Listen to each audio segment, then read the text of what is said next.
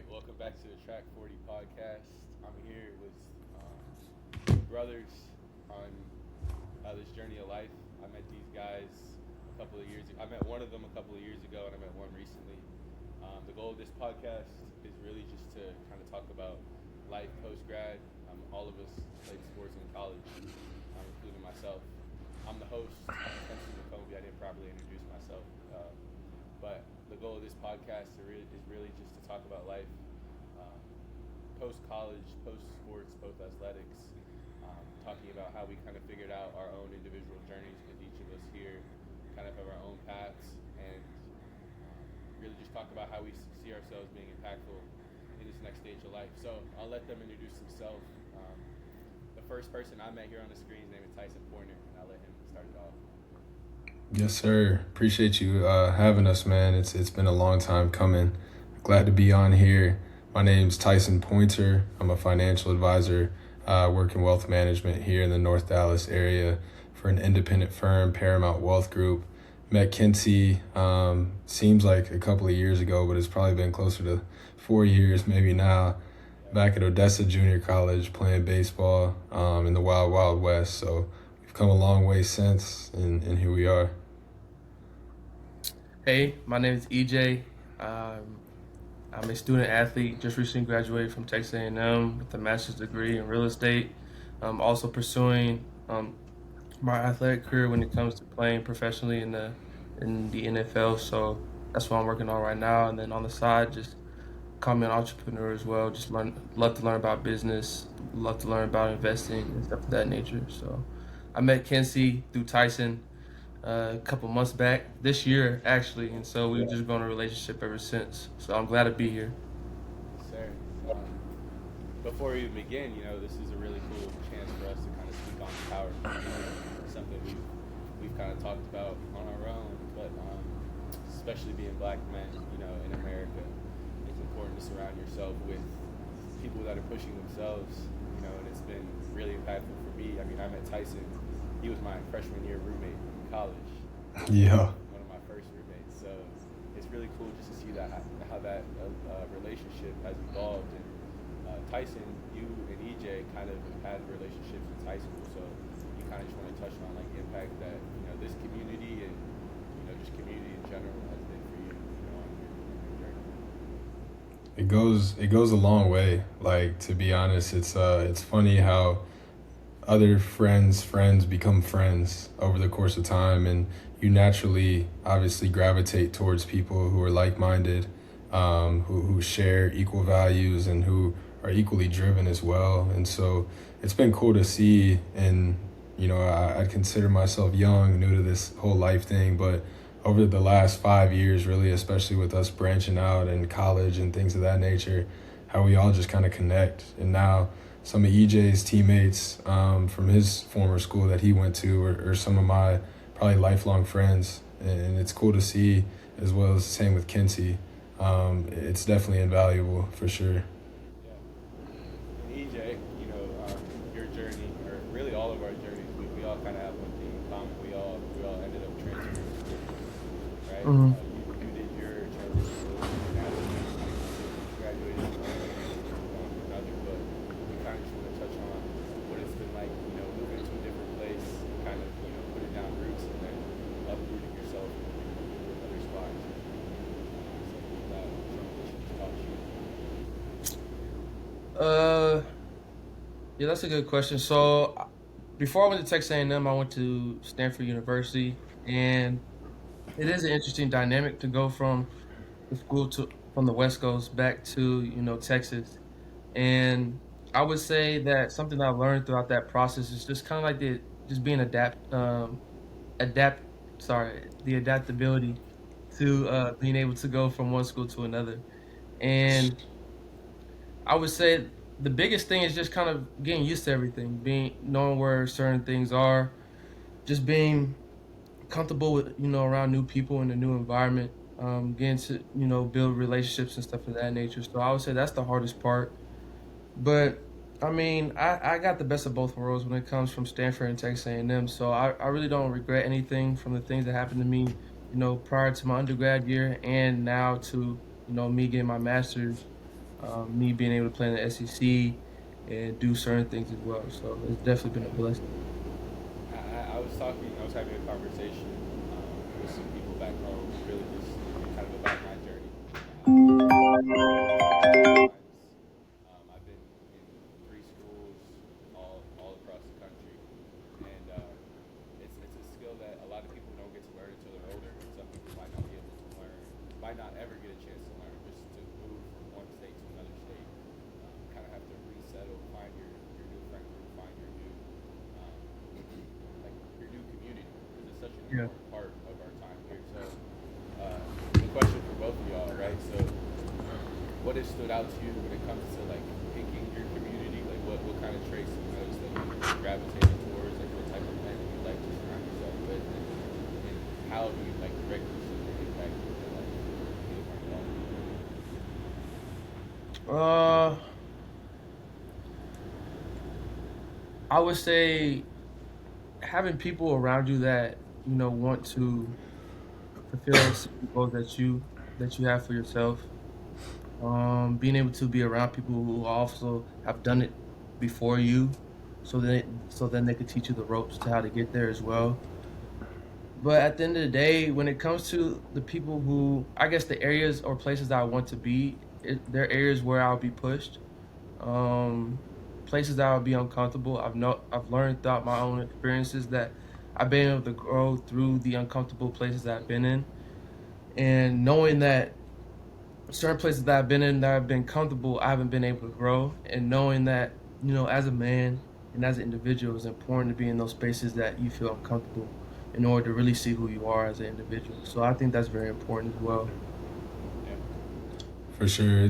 It's funny too, like I've always heard from mentors and from people who are older than me, ahead of me, that I've looked up to, you are who you surround yourself with. And I think it goes back to that 10 times out of 10.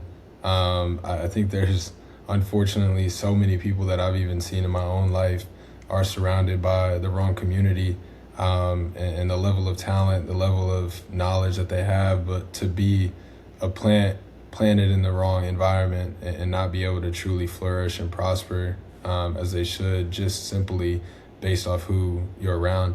And I think it's invaluable. I think like-mindedness is so important for us as young individuals, aspiring entrepreneurs, aspiring millionaires, self-made. Like, none of us are getting anything handed to us, right? We all getting it from the get out. Like, not that we come from the worst of worst places at all by any means, but it's important to have people who can uplift you, and that goes to picking your friends, that goes to surrounding yourself with the right men, the right leaders, all those good things.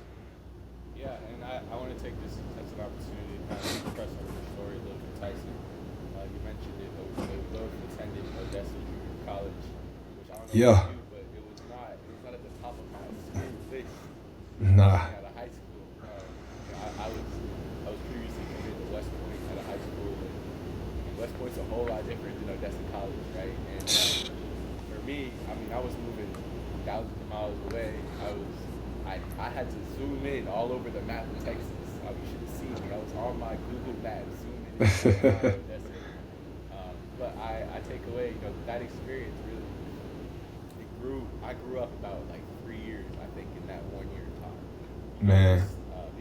Because I had to, and there's really not much to do out there, right? There's a lot of Nah. a lot of time just chilling with your boys. So when you look back on that, on those 2 years especially, like, how has that really impacted your development? And really, like, how'd you get there? And then once you figured out how you got there, like, how did that really change Yeah. you as a man? Yeah. I mean, I think to what you said, there is a lot to do, just not a lot of great things to do. That's the issue with it. But to answer your question, which is a great question, I think, man, it just, like you said, really caused me to grow up. Went to Jesuit College Preparatory, which is a private school in Dallas. Yeah. Like, just complete culture shock, right? And so as I'm getting ready to leave high school my senior year, I was kind of a late bloomer in baseball. I was young for my grade, graduated at 17. Didn't really have a lot of opportunity. I had some walk-on opportunities, but I was stubborn and wanted scholarship money. I knew I needed it for my family. I knew it would help us out. So ended up going to Odessa, and I wouldn't have it any other way. I think the Lord ordained your steps. I think our steps are written well ahead of us, and it was one of those things like going out there, you're like, what am I doing here?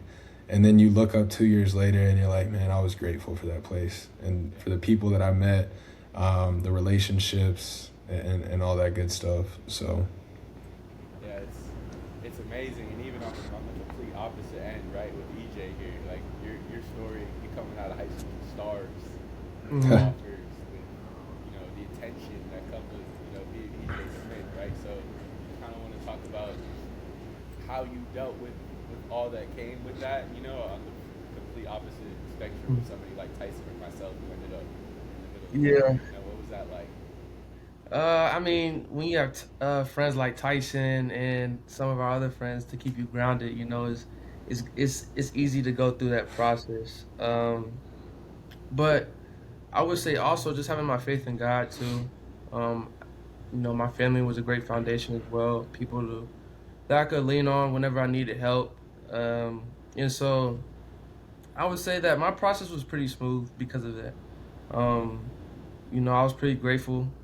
I would say the hardest part was really trying to make the decision on what schools to go to at the time. When it comes to Stanford, you're looking at a school that's, very valued when it comes to their education and also their football and their athletics. And then we look at other schools like A&M and stuff of that nature. You see the difference. It's a good educational school, but you know, most people really know those schools for football, Yeah. for the SEC and stuff of that nature, and the competitiveness when it comes to playing college football. And so, just understanding and knowing what I truly wanted, out of life, not just for not just for the 4 years of my life, but for the 40. And so, just making that decision based off of that, that's the reason why I went to Stanford, Yeah. and I had a great time there. Met so many great people, so many mentors to this day that I talk to, and I see how the things I learned there actually propelled me into the things I'm interested now, and so I'm very grateful. Yeah, and you mentioned something that you told it to me before in previous conversations, but you were thinking the 40 as opposed to the 4 in terms of years, Hmm. and that's a very forward-thinking mindset for anybody, but I feel like especially for young black men growing up in the process that you're growing up with all the offers and the attention, it's easy to not settle for the 4, but just, take the smoother path and go for that Hmm. 4-year school that might not set you up as well as a 40-year school. So when it came down to making that decision, was it really just the people around you that were encouraging you to look that way, or was that kind of something that you were always in the back of your mind, like I got to think long term? I'll say it's a combination of both. For me, it was I really wanted a school that had really good education and also great football. So Stanford was really known for the kind of running backs. Well, I play running back, so the position that I play, they valued them very highly, and they had a lot of opportunities for them to be successful when it came to running the football and catching the football and just doing a bunch of versatile things that I wanted to do as an athlete. But then on top of that, Stanford also had, entrepreneurship aspirations that I had. A lot of big entrepreneurs came throughout that school, and so I wanted to be in that environment. I wanted to learn from similar professors that they learn from. See certain things that a lot of people in the world aren't able to see, and so I was able to get that. And I forgot what we were talking about. No, no, that no. man wanted to that Say that man again. wanted to hit them holes with mathematical equations, bro. He was in there So solving problems. Yeah. So that's really what it came down to. It was really what I wanted, what school best fit what I wanted, and it was a hard decision to make. But you know, at the end of the day, I knew I had to make that decision. So Okay, so let's kind of shift the conversation to post grad, like right. EJ and I are probably the most recent additions. Tyson's been in this whole post grad world for a little minute. He's about a year and change in. I'm a good 2 weeks out. EJ is fresh off a master's degree, right? So we're all kind of in this new season of life. Um, for me personally, just kind of speaking on my story, I hadn't like it's really just started to hit me over these past couple of weeks. Like, okay, like we're graduating now. You know, like it's a different mindset in terms of you have the freedom to kind of go wherever you want to live, Mm-hmm. if you're able to, if you're job independent, um, and you have to establish community outside of going to class with different people or going to practice with different people. So that's a whole other obstacle on its own. But just kind of touching on what even just life without our sports. Say, you know, you're still very much in the sports world, but from Tyson, just kind of talking about like that life after ball and that adjustment from athlete Tyson to grown man Tyson. You know, both advisors Yeah. Tyson. Yeah, it's not easy. I think it goes like not discussed enough as far as how tough that transition is because our whole lives, and I was actually having a conversation with one of my good friends the other day, but our whole lives we find identity in being an athlete, right? Every time you introduce yourself to somebody, hey, my name's Kinsey, I play baseball at Odessa Junior College. Hey, my name's EJ Smith, I play football at A&M. Hey, my name's Tyson. I play baseball at UT Arlington, where I finished school, right? And so when you get out of school and when you get done playing ball, you find yourself not being able to introduce yourself like that anymore. And so to me, it really came down to, and fortunately enough, I had a good community around me, but it really came down to what was my identity truly rooted in. Like, I lost myself in the game of baseball, and I don't want to lose myself in my career. I don't want to lose myself on this life journey. And so I think that's where the importance is of rooting yourself in Christ and finding your identity in Christ because there is nothing like it. The joy that I get from my relationship with Jesus Christ is second to none. And really being in a vulnerable spot after I was done playing, not knowing who I was, to find that. Unfortunately, that's what it took, but I wouldn't trade it for anything. And so that transition was made a lot easier, and I wouldn't be able to get through it if it wasn't for my Lord and Savior. And I think that's who we owe all the credit to. But on the mental side, it's one of those things where I've started also to take peace. Like, man, like I'm leveling up, and everything I went through was for a reason. And I was so appreciative of what the game of baseball taught me that it's hard to feel spiteful. There was times where I didn't want to watch playoff baseball or things like that fresh out, but you end up getting over it. You start to appreciate and be grateful for the love that I had for the game, and now I'm kind of get to pour out into the next generation and the kids who come after me. So it all comes back to that. Yeah, and it's funny you said that because I've been done for, even though I just graduated, I've been done for about a year, and I was in that spot for a little while where I didn't like to watch my boys on TV, stuff like Yeah, that. I didn't like to, it wasn't because I wasn't happy to see them successful or doing what they do, but it was just like, yeah, I know I could still be out there doing that, and yeah. I was, It's funny you say that, bro, because I felt like that was one of the things that got me through. Like, yeah, that was one of the things that got me through was being able to like watch my boys that I played with, being like, oh, like those my dogs, like almost like by association, you know, yeah, yeah. You kind of like you're not living through them, but you a live little them a little bit. bit. Yeah, you live them a Yeah, little, which is cool. Like yeah, I yeah, get it, like for sure. it's okay to find some pride in that. And I even going back to like the identity conversation, I was speaking. Um, I do like an FCA type of event at Auburn. I mix members all the athletes, and I was leading a Bible study there, and I was kind of talking about even the irony that every conversation or almost every conversation with a lot of my hometown friends was like, "Oh, Kenzie, it's good to see you. How's baseball? Oh, Hmm. oh, EJ, how you doing? Oh, how's football? So Right. people identify you so quickly by just like your sport. One, because we're actually out there playing in college, and most people Yeah. don't get that opportunity. But it's just like the easiest thing to kind of transition. Oh, like I don't know what to say. Oh, how's baseball? So really finding that identity in just like me. One of the first conversations we had, I challenged all of us to kind of identify ourselves besides like what we do. Remember that? That was like way back. It was like, Mm-hmm. who are you as a Yeah. person? So just figuring out that transition is something that I figured it's gonna take time. It's gonna take a lot of time, but I can definitely, I'm still figuring all that out. Yeah, it's funny the first time you get hit with that "tell me about yourself" question Yeah, to a stranger, when you meet somebody, it's like, oh, yeah. who am I? It makes you think for real. Throughout that process, what have you guys done to help with the transition to know what you guys want to do and actually pursue those things?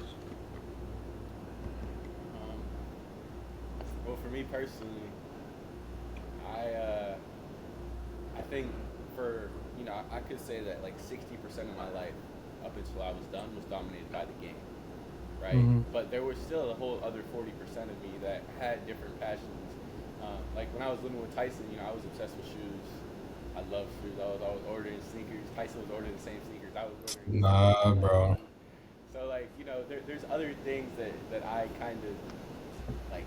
I love to cook. Tyson knew I could chef it up in the kitchen. Tyson, you already know what's Not up. like me though. Okay. Anyway, but so there were uh there were definitely like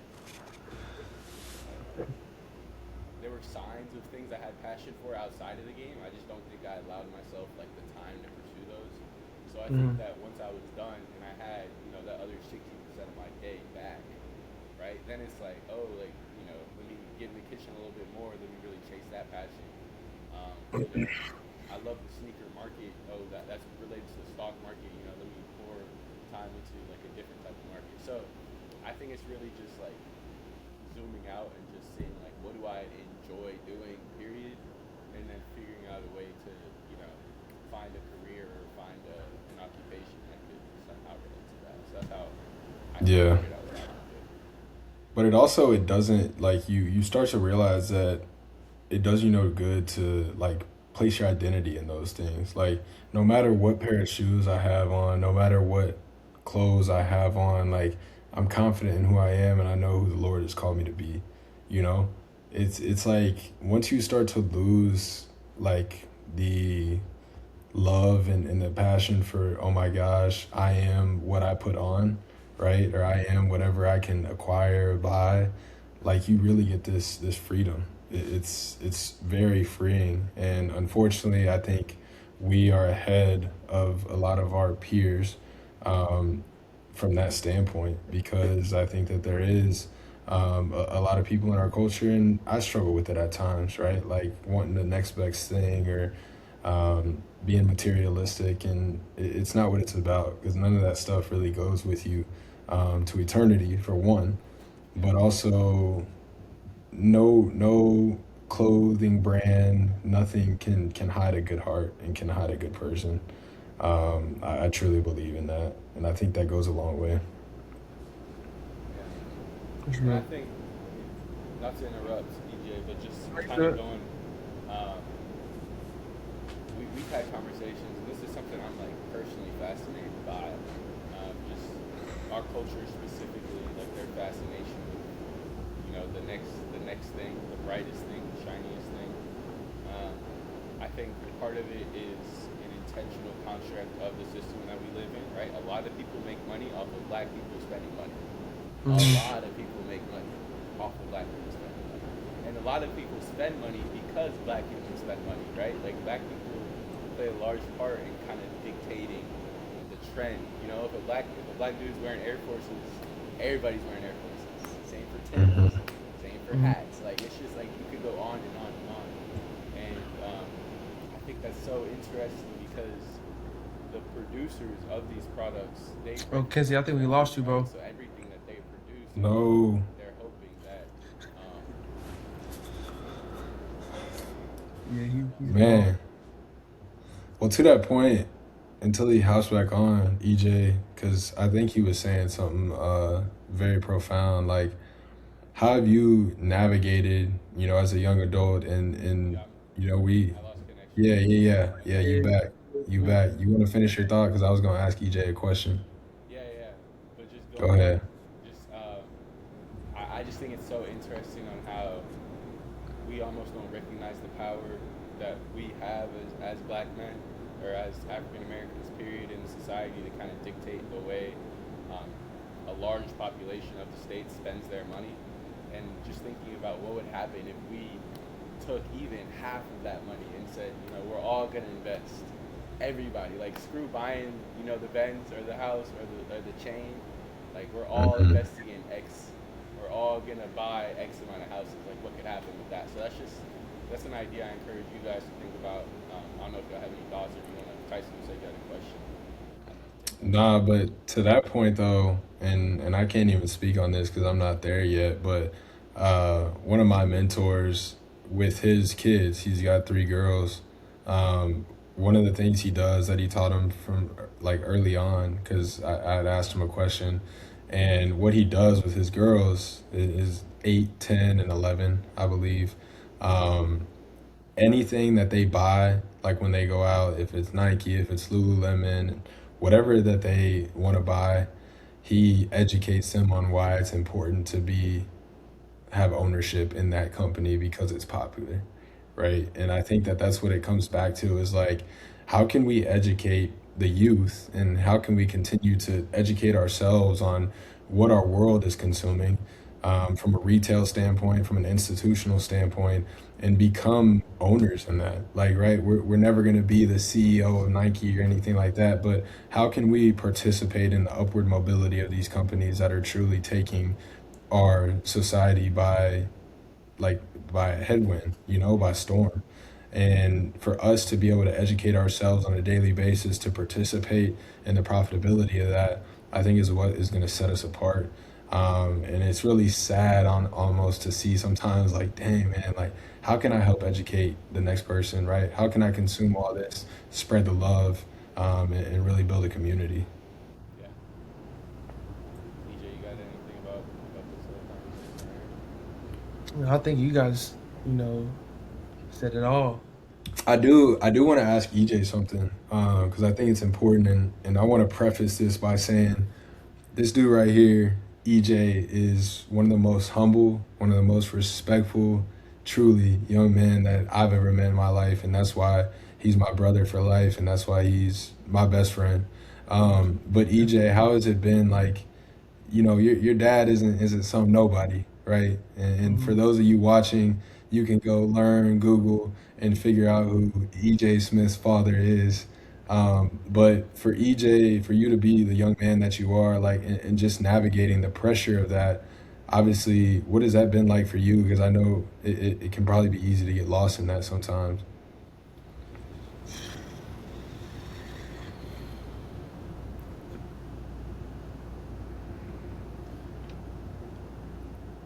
No, I've been very blessed, bro.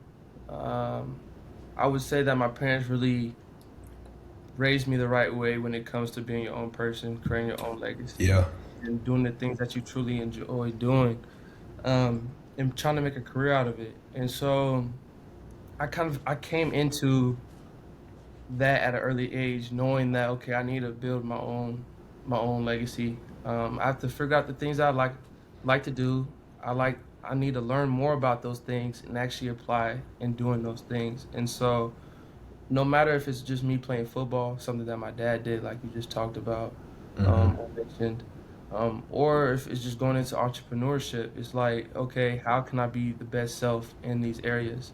Not what did my dad do in these areas or what did my mom do in these areas, but what can I do in order to, create something that on my own, you know what I'm yeah, saying? And knowing that I can't do it on my own, that I'm going to need help throughout the process, but to understand that okay, this is my own journey and I have to make of it what I can, with the opportunity I do have. So yeah, that's for something sure. that I've gravitated to. I would say I haven't done it perfectly, but it's definitely something that I've taken into account when it comes to my professional career, no Yeah. matter where it goes. So Yeah, it's funny that you speak on that way too, because I think like the question you asked earlier about, finding your passions and stuff like that as far as the mhm. transition goes outside of athletics, I think that that is a very good point as to like what's been on your spirit and what's been on your heart since you were a kid, right? Since you were a child, you've always thought about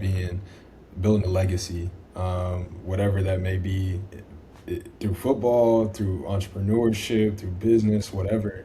Like you've Yeah. always known that you wanted to build a legacy, and so now that you have the opportunity almost to do it in a different area other than football too, it is Hmm. very interesting because it's all about pursuing your passions at the end of the day. Like, Yeah. and you got to know yourself for that, which can be Mhm. hard sometimes.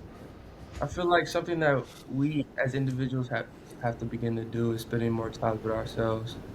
Um, I feel like a lot of people, even including myself, they put too much time into my phone, getting distracted on certain things. And Yeah, so actually really understanding that we do have enough time in the day to really focus on ourselves. We just have to put that time in order to do it. And so yeah, I think that's another big thing when it comes to having the right mindset to not only be able to obtain the things that you want in life, but able to maintain those things once you have it. yeah, So Yeah. But I spend. I think you brought up an interesting point, Tyson, talking about pursuing passions. There's a lot of talk from a lot of social media people you might hear, like, do what makes you money as a man, and then figure the rest out. There's almost like this culture of as a man specifically, you're put here to provide for your family, and as a result of providing, you got to do some things that you don't want to do. And I understand that, and I think deep down, like that makes the most sense to me. But like practically and actively, I would say that I pursue my passions um, as opposed to what I might be like best at, right? So yeah, even in sports, right? Like I'm an athlete. I could have played other sports. Could have been better at football than EJ.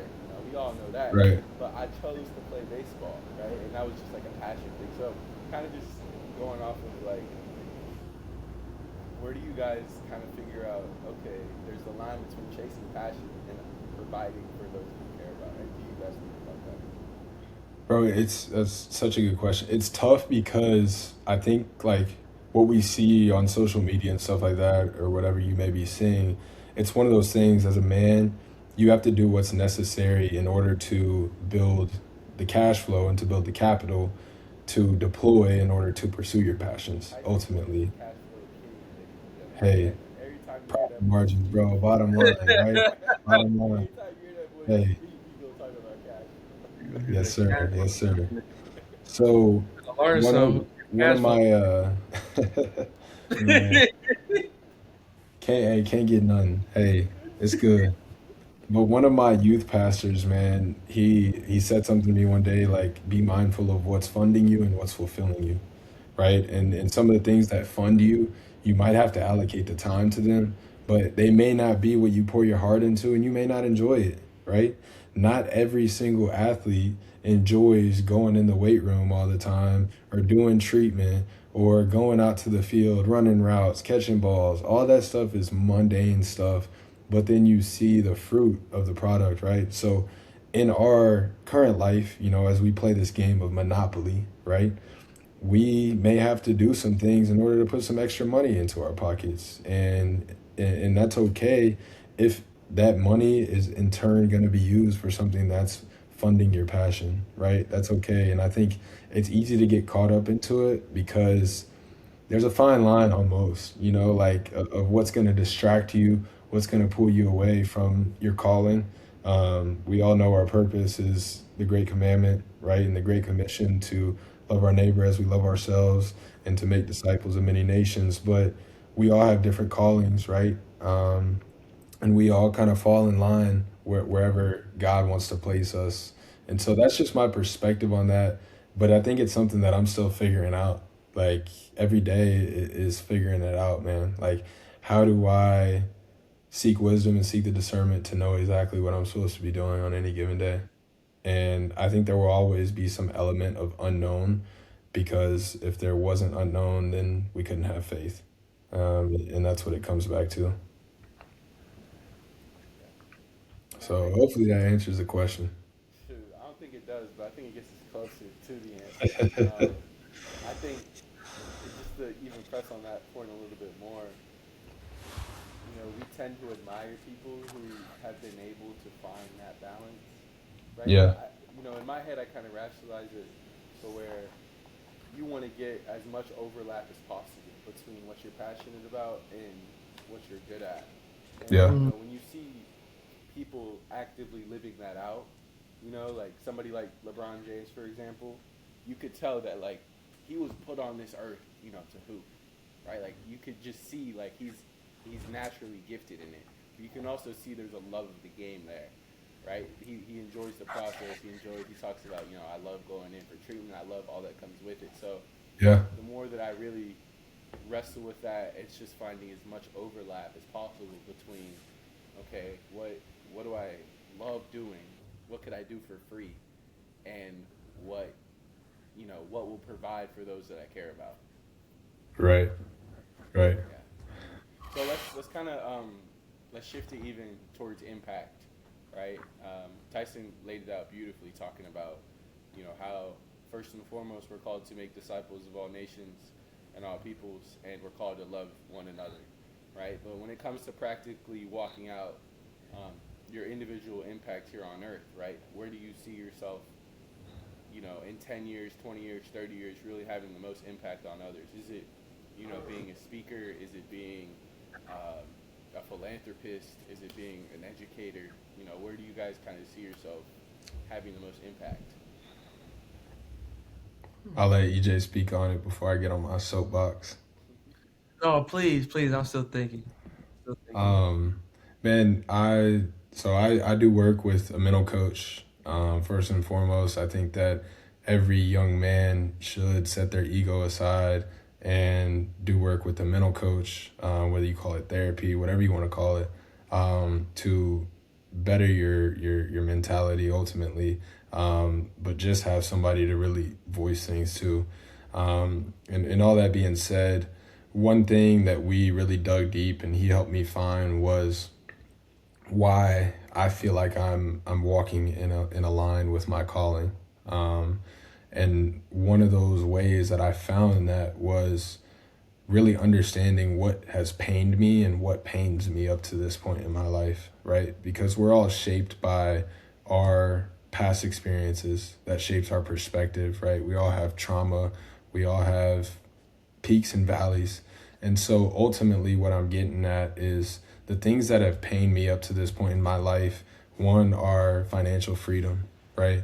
So that led me to not the love of money, but understanding that I love what money can bring me in my life and I love the freedom that can come from having money. And so educating myself on how to turn $1 into two has driven the career path that I'm currently pursuing, which is financial literacy, wealth management, right? And then the second thing that pains me is really my peers not being educated on financial literacy as well, right? In the current state that we're in, from an NIL perspective, there's a lot of young men that lack financial literacy, right? We see all these dudes getting paid, you know, six figures, right? And not knowing what to do with it, going to buy Balenciaga, Prada, this, that, and the third. So that pains me as well. And I also have a passion for teaching. And so this is where the things that pain me have really called me to fall in line with what I'm currently pursuing now, which is, you know, wealth management. And so understanding yourself is so important to the aspect of like, wow, what has brought me pain up to this point, and that will kind of point you in the right direction, in my opinion, as to where you're kind of being called to.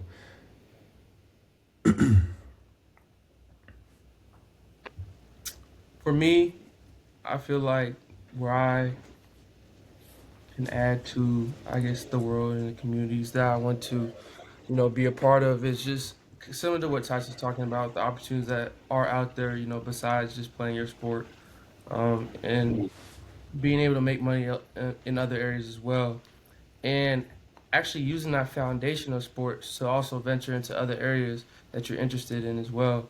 And so when it comes to that, having faith in knowing who you are as an individual and not being tethered to one specific area in your life to where that's just who you are or that's where you see what you see who you are only. And so I'm still working on that, trying to figure out how I'm going to do that, how I'm going to impact those people, and how I'm going to be able to teach this to other people as well, because I feel like I'm early in my journey when it comes to this, into how I'm able to teach it to other people.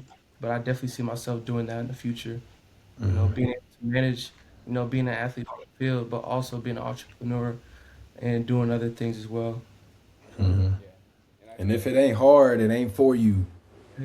It ain't for you if it ain't hard, bro. no, I think your story. I mean, obviously, your platform first and foremost. I mean, you have the opportunity to shine the light immediately. Like if we all turned on our lights right now, yours would probably touch the most people. Just kind of like who you are and where you're at right now. And I think it's a really good message that you want to share. Just sharing that it's okay to do both.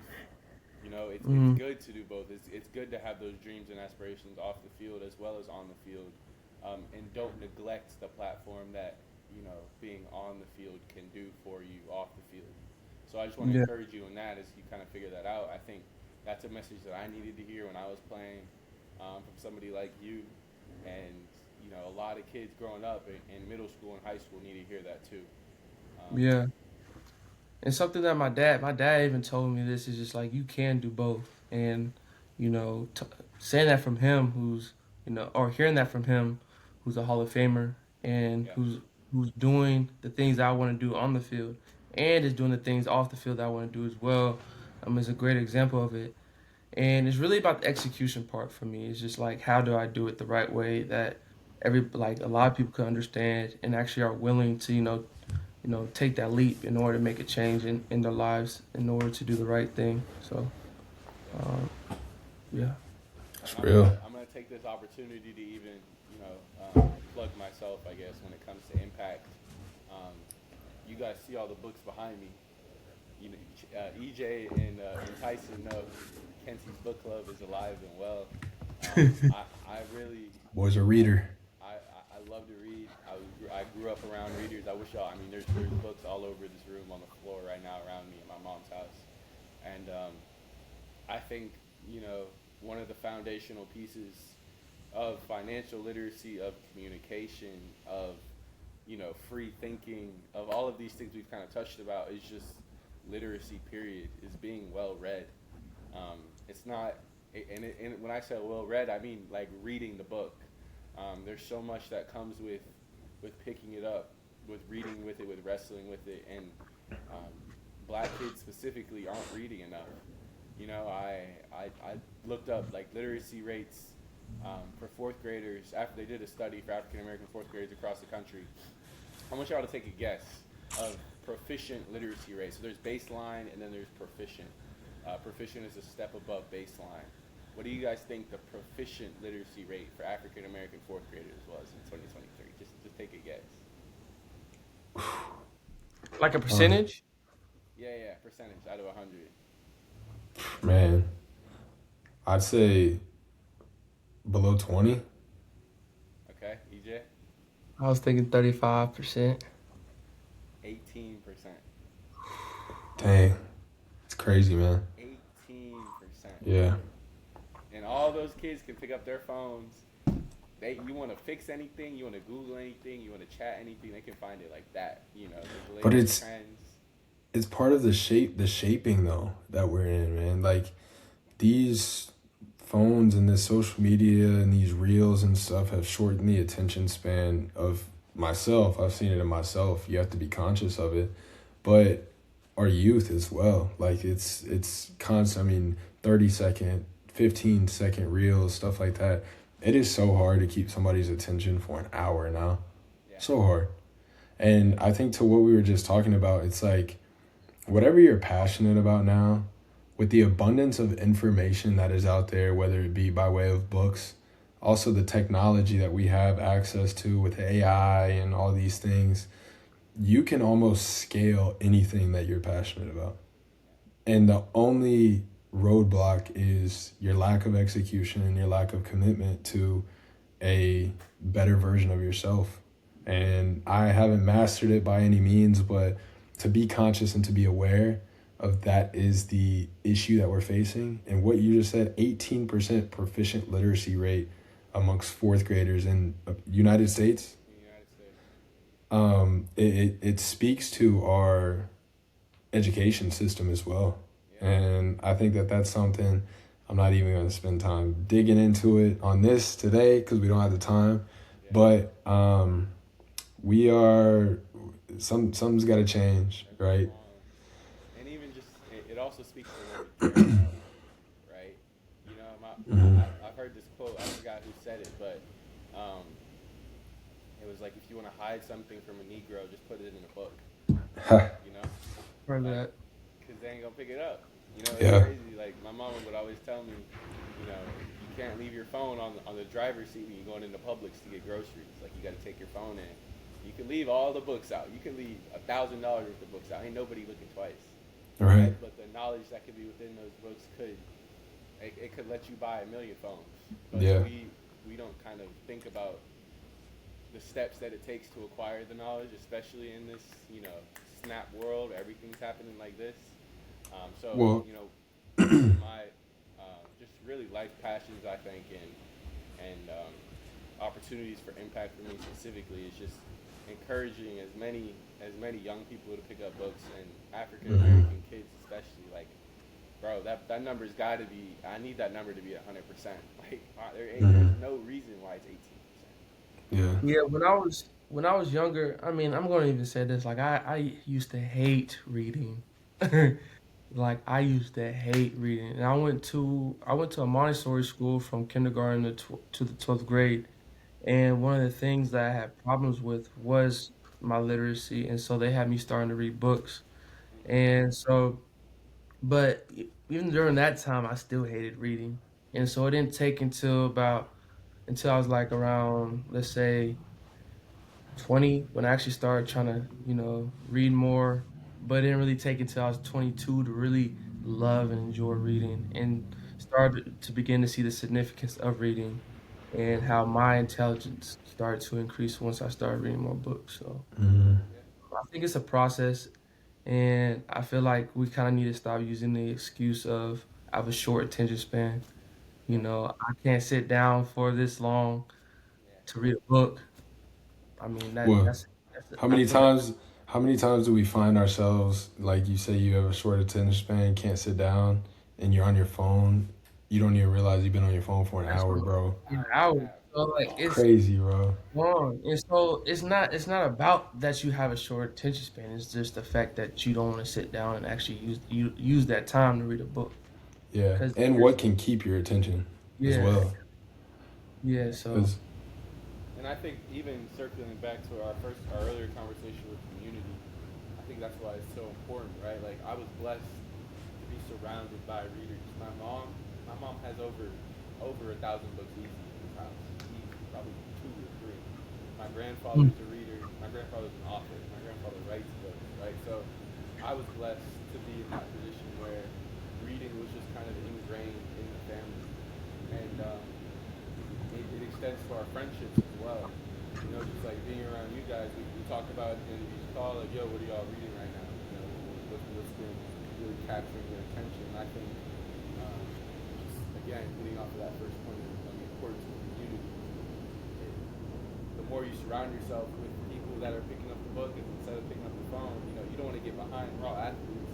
Shoot, if EJ read 10 books a year, I'm gonna try and read 12 just to beat him. Like that's just how it is straight up. So I think hey, we gotta EJ make it a culture shift. EJ reading 12 right now, bruh. You ain't gonna beat him. I actually accomplished my goal this year on reading more books than I did last year. So I'm gonna try to do that this year. Congratulations. Yes, Yeah, sir.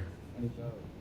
So mine was I did too. Mine was I mean a book a quarter for me. I'm getting into it, and now I'm gonna do a book every 60 days. So that should be 6 books, 2026. I'm a slow reader, bro. I'm gonna be honest. I'm a slow reader. You're a reader. I like to. I'm a over analyzer. I don't do black and white. I need all that gray area, bro. So anything I don't understand is gonna be time is gonna be spent understanding it before I move forward. EJ, you know what type he does understand? Hmm. That cash Profit flow. margins. Hey, if it's That profitable, I cash get it. flow. You see it, bro. Stack sats. Hey, Stay humble, stack sats. That's All what we right, got to do now. so as we wrap up, first of all, I want to thank y'all for the time. Uh, look, finally, I've been asking this question. Everybody's been on the pod. Um, what scares you? Dang, dog. Got it, EJ.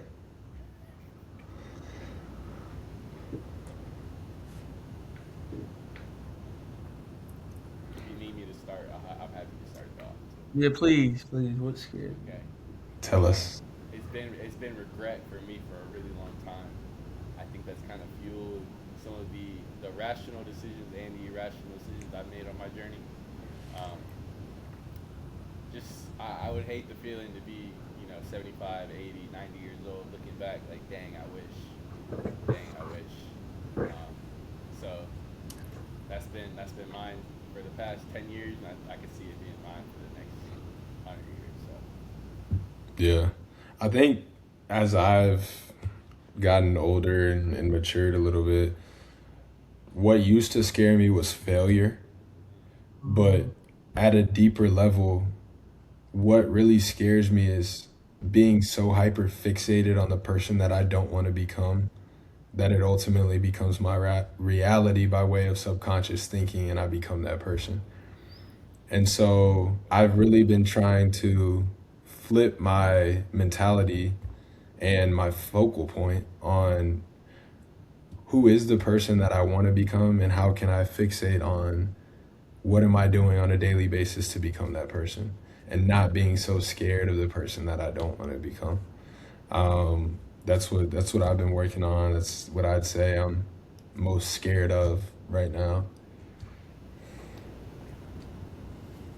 Dang, guys. VJ, hey, you That gotta had some finish with good a ones. bang, dog. I know, bro.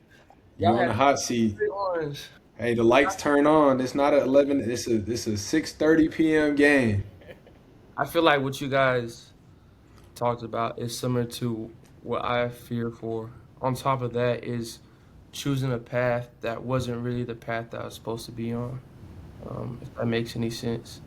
Um, I feel like that's the biggest fear for me, because when I would say that because of the many opportunities I do have and the many things that I've been fortunate to be a part of. There's a lot of things that I am able to do, with my life, and so with that comes gratitude, but with that also comes a lot of distractions as well, Hmm. because I feel like this is something that I learned too this whole year, when it comes to myself is that I try to do so much stuff at once to where I'm not really grounded into like into the one thing that I truly desire and want to do. And so with that, it causes me to not only not focus on the main thing, but also be so spread out that I'm really not going anywhere at the same time. And so with that, I would say, truly understanding and being focused on the one thing that truly, makes me happy, and to understand and have the faith that I'll be able to do, other things down the road as well, as long as I stay focused on, the things I really need to get done in the present moment. So Yeah, that was pretty long winded, but no, yeah, that was that's what I that's have. real. That's real. that was Say the best for last, bro. good. I appreciate y'all. Just know that you're inspiration to me. I look up to y'all, and the information that you shared. I mean, if it didn't impact anybody else, I'm definitely gonna take something away from it. Um, Best of luck. Thank you for your time again. Y'all can say Thank you. you can say thank you. Yeah, you can say thank you. Yeah, appreciate you. Yeah, Appreciate you, no, bro. thank you I so was much. gonna get to it. I didn't want to cut you off, and now I want to take it back. I was hoping you didn't stop the video. I was hoping you didn't stop. You It's know, love, bro. yeah, Yeah, appreciate you, always. brother. Yeah. All right. Spread love.